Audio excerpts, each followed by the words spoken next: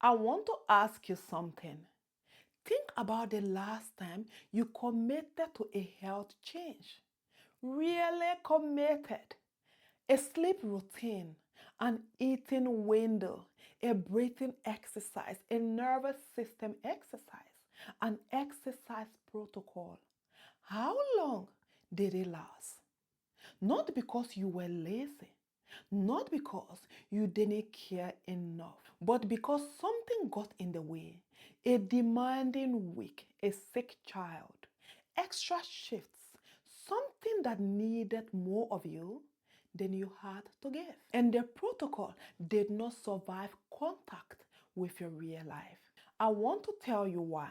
I want to tell you what to do instead. Because the reason those protocols did not stick for so many of you is not a character failure. It is a sequencing problem.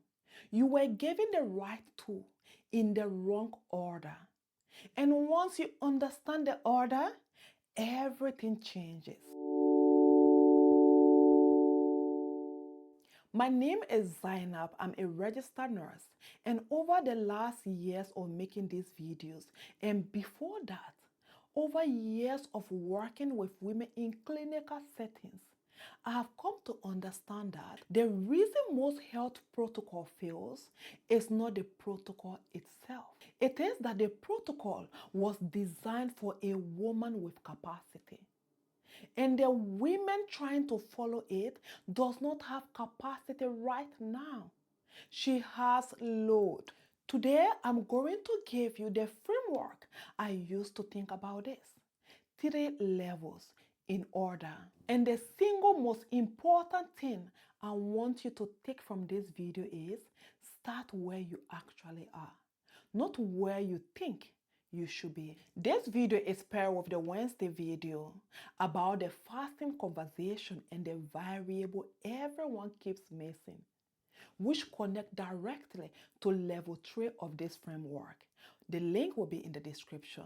Most health advices land backwards. It tells you to add the supplements, the eating window, the workout protocol, the breathing practices. It hands you the protocol before asking whether your system can use it. And what happens when a woman under genuine pressure tries to use those tools? Sometimes they work briefly, and then life gets in the way, and they don't. And she concludes she's the problem, that she lacks willpower, that she is not consistent enough, that she's doing it wrong. She is not the problem. The problem is that she tried to expand before stabilizing, and she tried to stabilize before she removed the things that was actively preventing stabilization. The framework I'm about to give you is a sequencing model. It says there are 3 levels of work, and they need to happen in order, not because someone designed it that way, but because that is how biologic works. You cannot stabilize a system that is still under active load.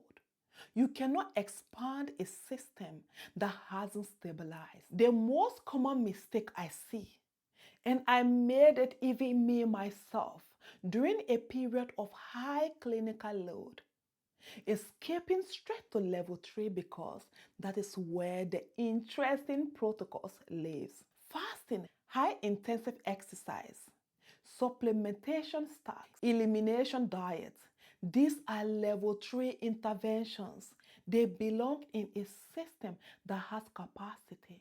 When you apply them to a system that does not, they add more load to a system already at maximum. That is not a failure of discipline. That is a physiological output. Now let's look at the 3 level system. Level 1 is remove. This is the work of identifying what is actively adding metabolic load to your system and reducing it where it's possible. Metabolic load is not just what you eat. It is how much you sleep and whether the sleep is restorative.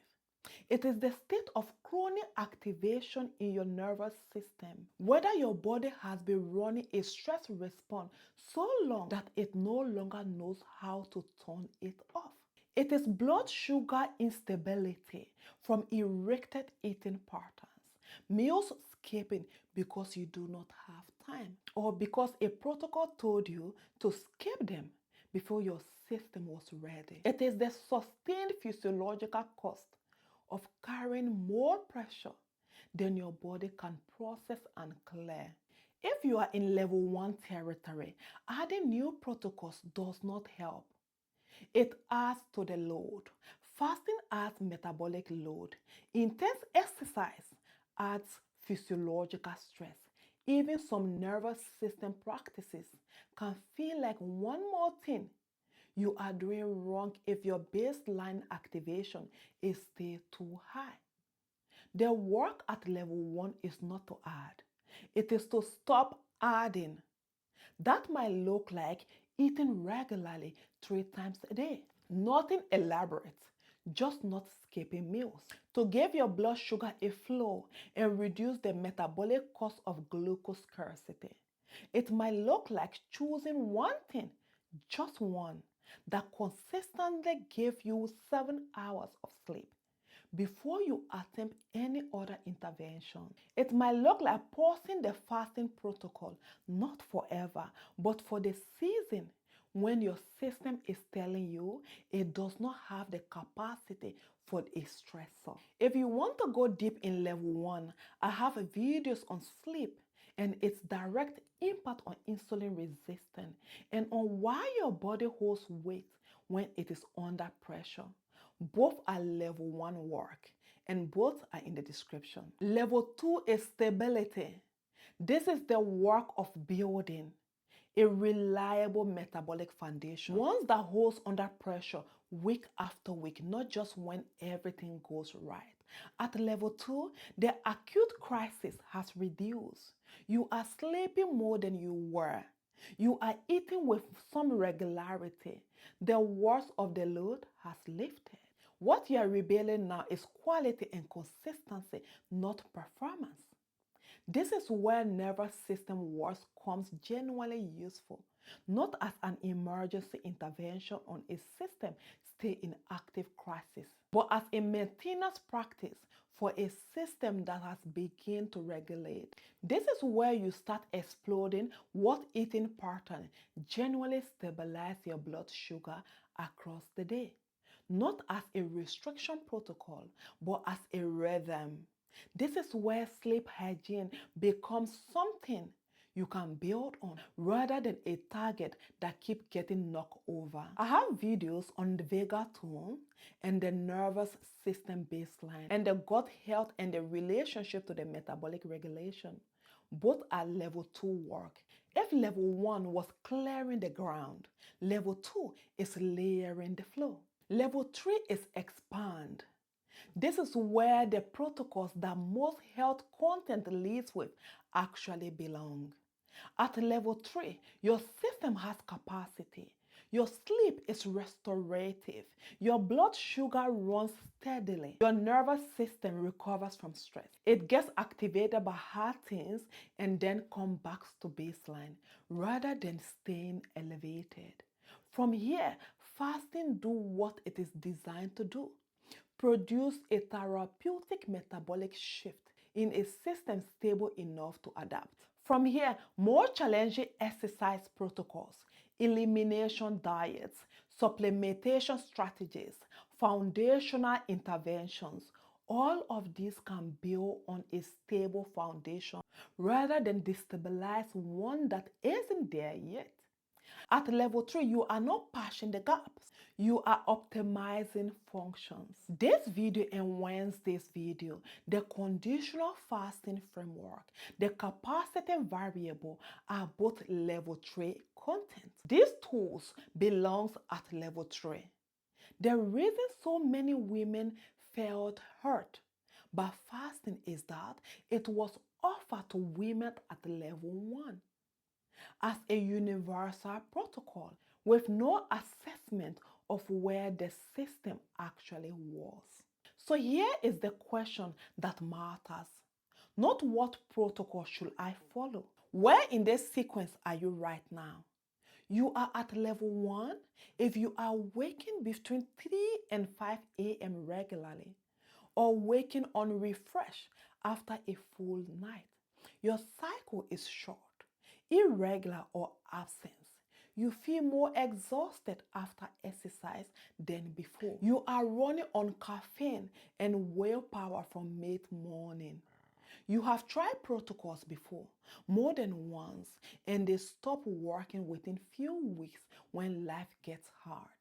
Your body is in a remove season. The work that is available to you right now is removing load, not adding more. You are at level 2 if the acute crisis has passed, but you don't yet have the stable foundation.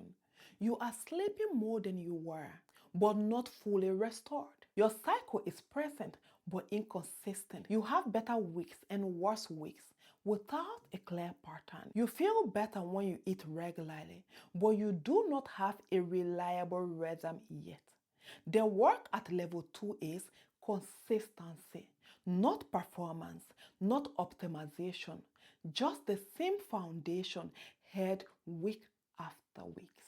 You are at level 3 if you have a reliable sleep baseline most nights. Your cycle is regular and present.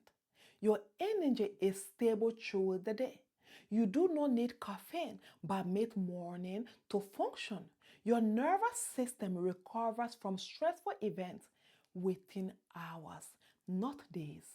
From here, the challenging protocols belongs to you. Use them. And one more thing I want to name, most of us move between levels. A hard stress at work, a season of caregiving, an illness in the family. This can move you from level 3 back to level 1 quickly. That is not a failure. That is what bodies do under real life pressure. The framework isn't a ladder you climb once and stay on it. It is a read you do regularly, maybe once a month, to know where you are right now. The most important sentence in this framework is the subtitle. Start where you actually are, not where you think you should be. Not where you were 6 months ago before the hard season started. Not where the protocol assumes you are. Where you are right now in your actual body, in your actual life. Because every video I have made, the sleep one, the gut one, the Vega 2 one, the fasting one, landed differently depending on which level you are on when you watch it. If level 3 content landed badly, if fasting made you feel worse, if challenging exercise depleted you rather than building you, that information is not evidence that you failed. That information tells you exactly where you are, and it points you to the works that is actually next. You were not failing the protocol. The protocols was pitched at the wrong level. Start where you are. The sequence will take you the rest of the way. If you are new here, I publish every Wednesday and Sunday. The science in the content of real women's life. Subscribe if that sounds useful. Wednesday video named the specific moment the fasting conversation went wrong, and the variable nobody has been willing to say out loud. If today's frameworks helped, Wednesday video goes even deeper on why level 3 tools were being handed to level 1 women. The link is in the description. I will see you there.